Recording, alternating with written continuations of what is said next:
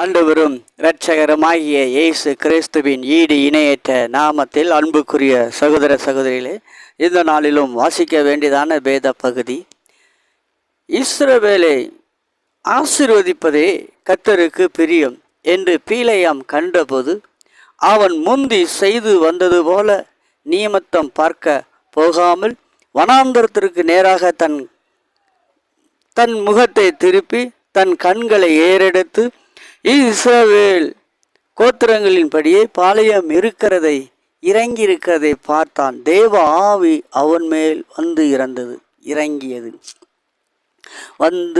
வந்தது. ஆம் அன்புக்குரிய சகோதர சகோதரிகளே, இந்த என்னாகம புஸ்தகம் 24வது அதிகாரம் 1வது வசனத்திலிருந்து 2வது வசனத்திலிருந்து வாசித்திருக்கிறேன். இந்த வேத பகுதியில்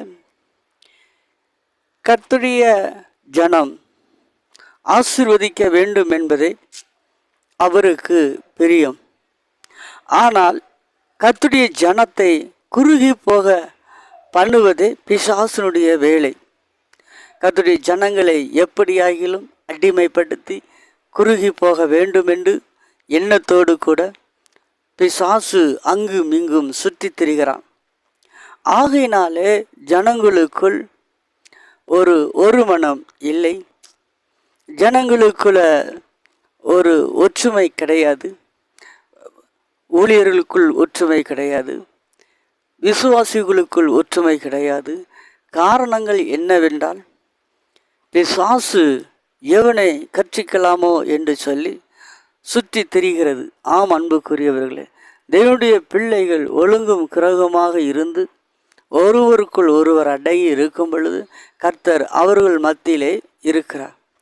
அவர்கள் மத்தியிலே கர்த்தர் இருக்கும் பொழுது அந்த ஜனத்தை கர்த்தர் ஆசீர்வதிக்கிறார். அவர்களை விருத்தி அடைய செய்கிறார். இந்த இடத்துல கர்த்தருடைய ஆவி அவன் மேல் வந்து இறங்கியது என்று வேதவசனம் சொல்கிறது. கர்த்தருடைய ஆவி அவன் மேல் வந்து இறங்கியது.